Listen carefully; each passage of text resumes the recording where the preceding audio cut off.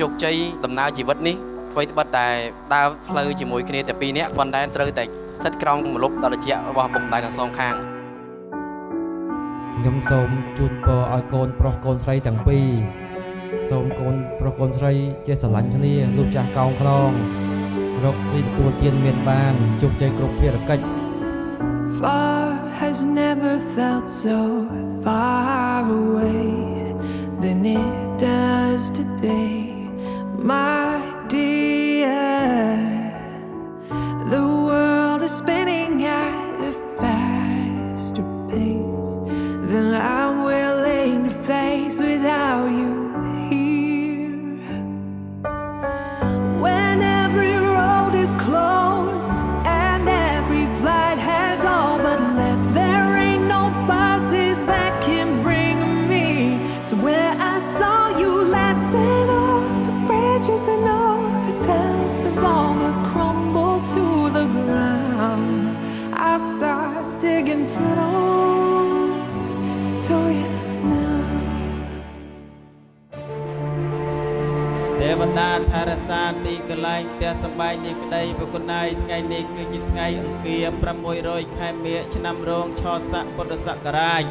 2568ត្រូវនៅថ្ងៃទី18ខែកុម្ភៈឆ្នាំ2025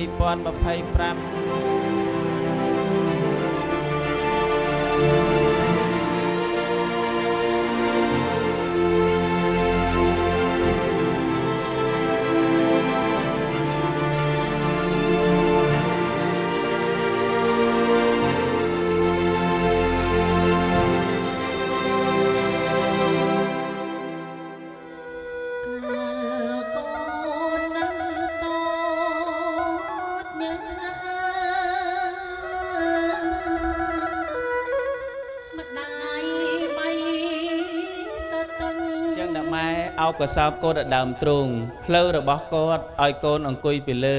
ទោះបីកូនខាកកូនស្ដោះកូនបន្ទោបងអុចារៈប៉ះសាវៈយ៉ាងណាក៏ដោយគាត់មិនដែលចិនឆ្អន់នឹងកូនទេអត់ខ្ពើមកូនទេស្រឡាញ់កូនជាដរាបណាកូនណាខ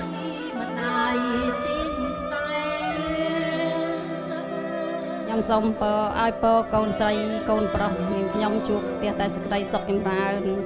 ឲ្យមានតែសុភមង្គលអាយុវែងរកស៊ីមានបានតិចតិចុំធ្វើអ្វីបានជោគជ័យគ្រប់ភារកិច្ចហើយផ្ដាំកុំឲ្យឆ្លោះគ្នាឲ្យស្រឡាញ់គ្នារហូតទល់ចាស់មានរឿងអីចេះជាស្នេហ៍ឲ្យគ្នា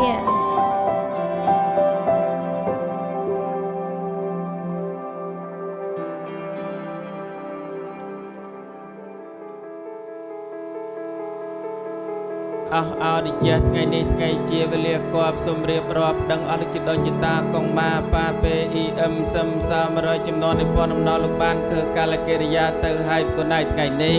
លោកជាវិបុលនិងលោកស្រីផេនសុមនីលោកគួតហុកនិងលោកស្រីសេងស៊ីនឿនលោកបានរៀបចំមង្គលការជ័យជូនដល់កូនប្រុសបុលដរោជាគូកោផលវិស្នាយមុននឹងកូនស្រីពតឡាលីនៅក្នុងការថ្ងៃនេះហើយសូមព្រេនផ្លែឈើទាំងអស់នេះជូនដល់អរិយដូចជាតាកងម៉ាទាំងសង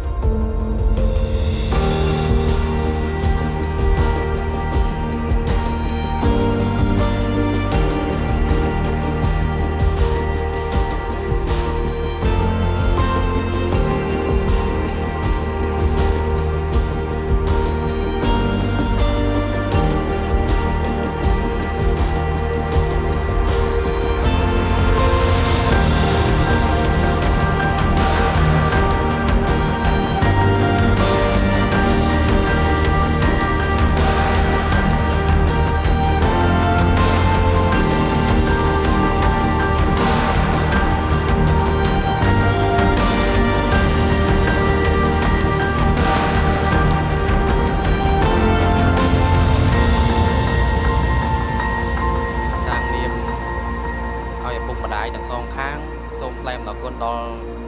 មីមីងបងប្អូនភ្ញៀវកិត្តិយសទាំងអស់ដែលបានមកអញ្ជើញចូលរួមក្នុងពិធីមង្គលការរបស់ខ្ញុំថ្ងៃនេះវត្តមានរបស់បងប្អូនមិត្តភ័ក្តិមីមីងទាំងអស់គឺជាការផ្ដល់កិត្តិយសដល់ពួកយើងខ្ញុំទាំងពីរហើយក៏សូមជូនពរភ្ញៀវកិត្តិយសមានសុខភាពល្អនិងធ្វើដំណើរទៅវិញសុខភាពនិងមានសុខភាពគ្រប់គ្រួសារបាទសូមអរគុណ